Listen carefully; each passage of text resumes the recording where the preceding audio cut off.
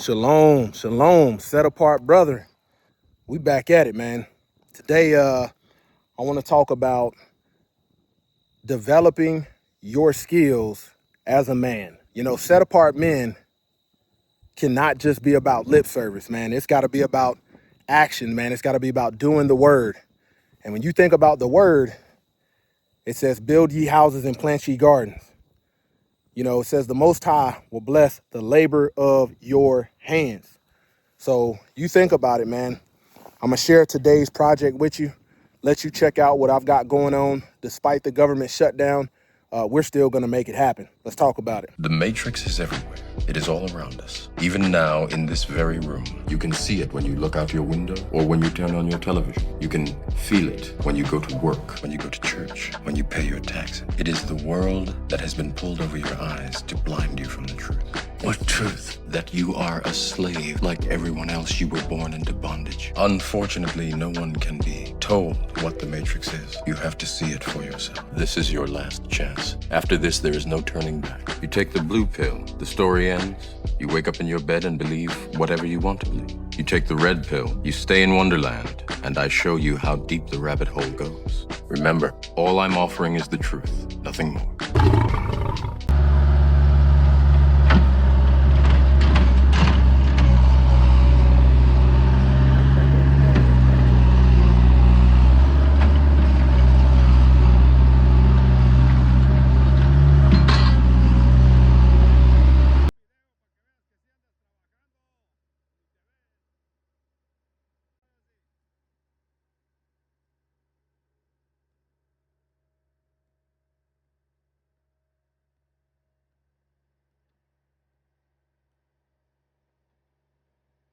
All praise to the Most High, Yah Shalom. Thank you for tuning in to another episode of The Set Apart Man. Man, as you can see, you know, I'm going to talk to you about developing skills, you know, as a set apart man.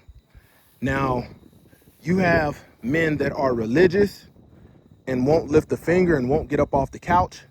And then you have set apart men that are willing to learn, willing to build real skills. And this is what this is about. You know, before I go any further and give you a breakdown of what I'm doing, man, go ahead and hit that like button, smash that thing, because it doesn't cost you anything. You know, and then secondly, consider subscribing to the channel. You know, and if you subscribe, set your notifications to all notifications. That way you can see when I'm dropping new content. And then lastly, you know, answer this question down below in the comments. Let's start the conversation. You know, what other skill sets do you think are most important, you know, for men to have? Okay, so what you see right here, man, is, you know, today, man, we did a whole bunch of grading, and I used my, I got a heavy duty construction level, you know, to get the grade right, to check the level, all four corners, make sure the building is square. Because once we get done, man, this building, this whole run is going to be, let me show you, man, this is going to be, let me back up. This is going to be 18 wide by 70 feet deep. It's going to be a big building. We're going to pour the concrete. We're going to come back tomorrow, recheck square. You know, today, man, we got the grade. We spent majority of the day getting the grade right, because we had to put a lot of dirt in back there. And we use this, you know, I drove this Bobcat, drove this skid today, got a Bobcat engine in it. You know, it's got some wear and tear on it, got a lot of miles, a lot of hours, but, you know, it's got its issues. But if you know how to handle heavy machinery, you can work through it because it makes light work. You know, and when you think about skills, most men, modern men, you know, are not willing to get out here and labor with these things. You know, when you think about the cost of houses, you know, in interest rates, man, you're going to pay for a house 2 times, 3 times over the way interest rates are. So if you know how to do this kind of work, you think about this 18 by 70 foot building, man, this is 1,260 square feet. And, you know, this skill sets, man, these are, you can't even put a price on these skill sets, because You think about when you buy a home or you build a building, man, they're charging you for their experience, their time, material is marked up and everything. But, you know, I didn't get to just jump out, you know, get out the bed one day and say, hey, I'm gonna pour, you know, 1,200 feet of concrete. That's not how it happened. Man, I've got chicken coops that I've poured. That's a 14 by 8. I've got a greenhouse back over there that I've poured. This whole sidewalk, I poured this, me and my sons. So it's a gradual process of developing these skills, you know. And on this bigger, you know, normally when I pour small projects, man, I'm using a regular bubble level. But today, man, I honed in them skills and learned how to use that laser level, you know. And man, we shut down because my help had some stuff to do. But I'm up here getting these. We got a toilet 3-inch for a toilet drain. We got a water line right here, 1.5-inch for a water line inlet, and this is going to be a drain. And I'll go ahead and show you the rest. But yeah, man, you know, this is going to be for the toilet drain and the sink drain. And just learning, man, you know, when you build you know, the average man, you got to develop the skills so you know how to do this stuff, because the more you know how to do and set in place, the cheaper the overall cost is going to be.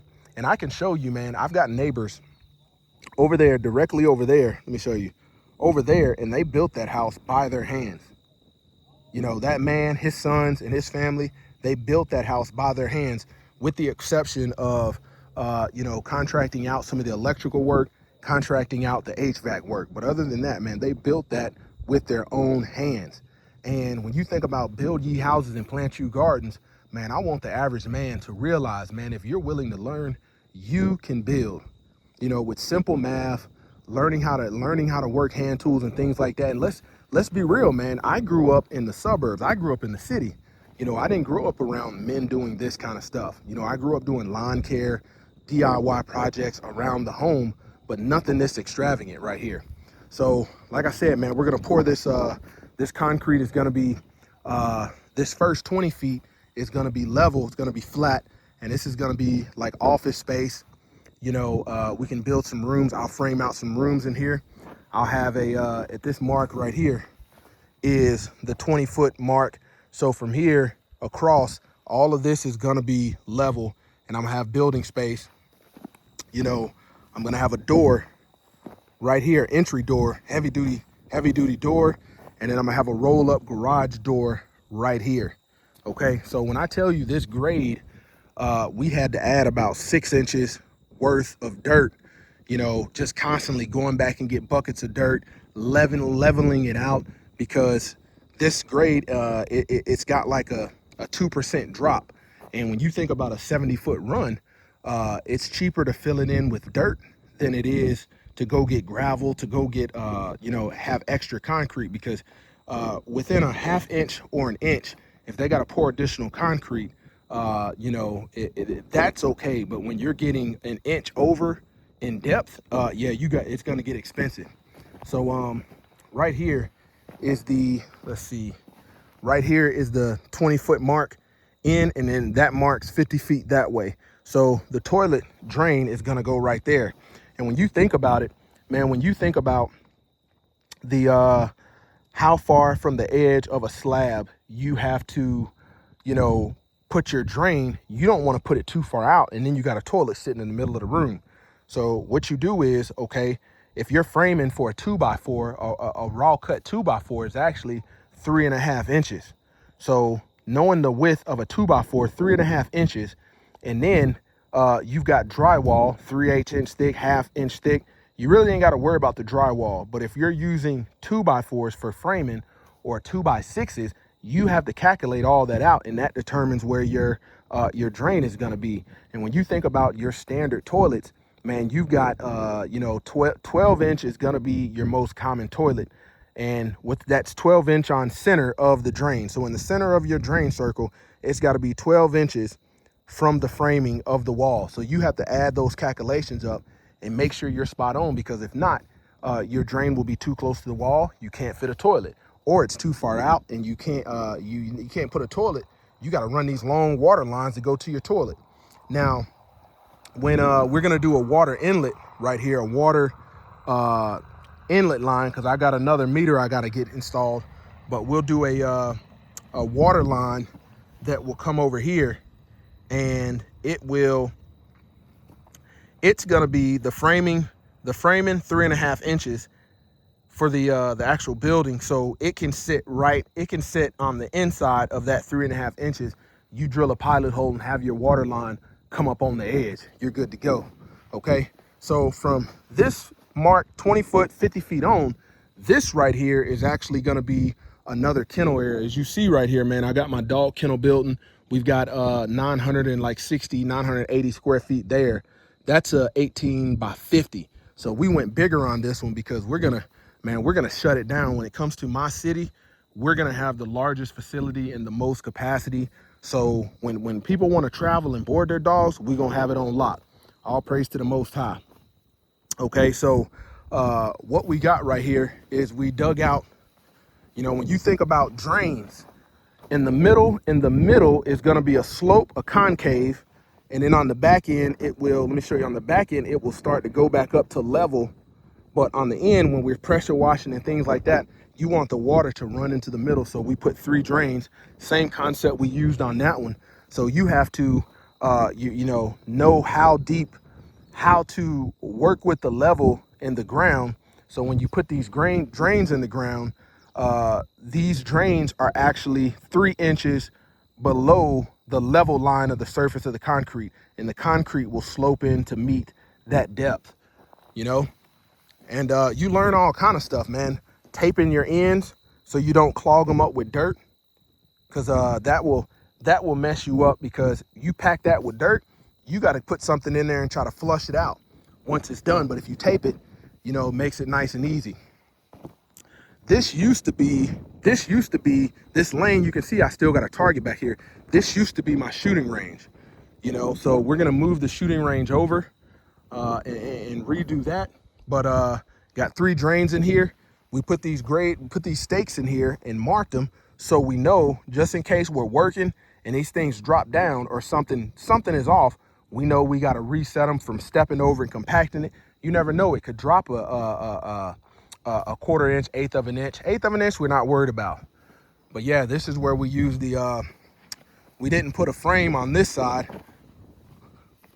We didn't put a frame on this side for the fact that what we're doing is getting the excavator in here and working, you know. And right here is where we took all the dirt from, you know. And my property line goes a little bit further, goes about another 2 acres that way. So man, we got the dirt from right here, got it up and got after it, man. You know, it's always good, man, to get in that bobcat, to get in the skid steer, man, and get some practice on, because the more you do it, the more repetitions you get, the smoother you get at it. You know, when you first start, it's gonna be pretty jerky, it's gonna be pretty rough, it's a learning curve. But if you are a man and you're willing to learn, you know, man, you can go to your equipment rental, you know, your Hertz rental equipment or anything like that, whatever you got near you, and you can rent this stuff for $150, $180, $200 a day. Do your work. Versus if you were to pay somebody and come in, they might say, hey, in order to do this, man, I'll do it, but I'm gonna do it for $2,000. You know, you can save a lot of money by doing your own work. And that's the name of the game. That is the name of the game. You can see the old targets right there that we had. But yeah, man, this will allow us, you know, when you think about in total, with this space right here, man, we will be able to have about, let's see, we'll be able to host or house about 60 to 70 dogs in total with the building we got over there. So we're gonna on this one, I'll contract out, I'll do the concrete. We're gonna pour that once we finish the grading work, getting the lines in. We'll pour the concrete in, and then I'll help with the installing the actual structure itself. We're gonna put a metal building on here, just like that one. Put a metal building, And when you buy metal buildings, this concrete work, man, if the people selling you the building are local to you, they might have a concrete company to come out and do the concrete work, but they're going to charge you a premium. You know, and you think about $7.50 per square foot. You do the math on that times on 1,260 feet, and that'll give you the total cost, man. You're looking at $9,460, and you can save a lot of money yourself by doing the work, calling the concrete truck out and getting in the pour, paying a couple brethren to come out and help you and get this done.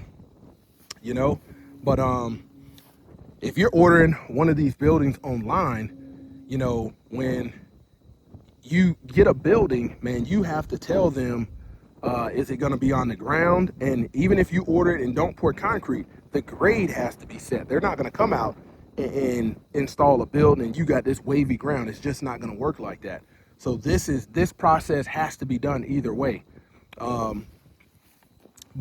when you think about that, if you're ordering one of these metal buildings and buying one, you have to if you can't do this, you got to reach out to somebody and get it done, and pay that price for them just to do the concrete work.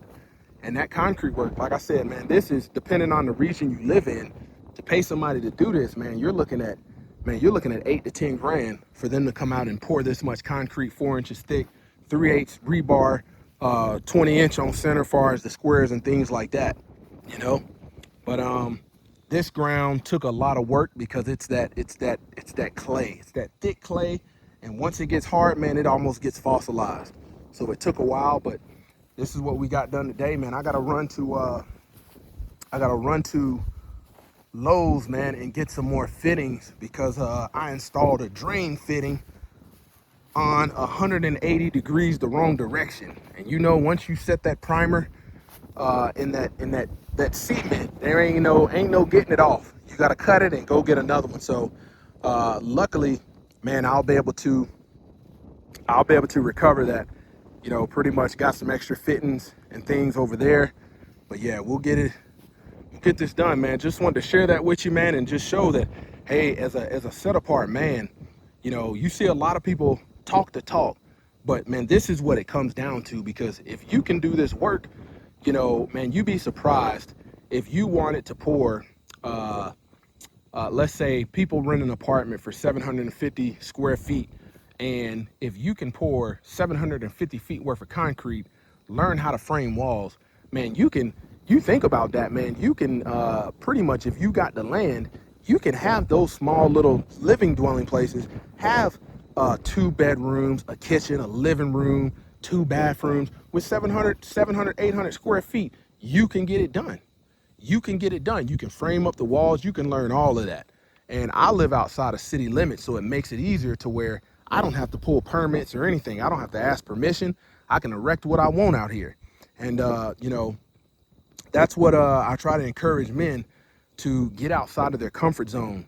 And when I'm learning a lot of this stuff, when I'm learning it from the older guys, hey, they don't take it easy because they know how costly mistakes are. So they want to make sure you get it right. And, you know, you gotta be willing to submit yourself to abrasive and firm leadership so you can grow, you know, not getting offended when they tell you jack something up and you got to do it over again. It's a learning curve.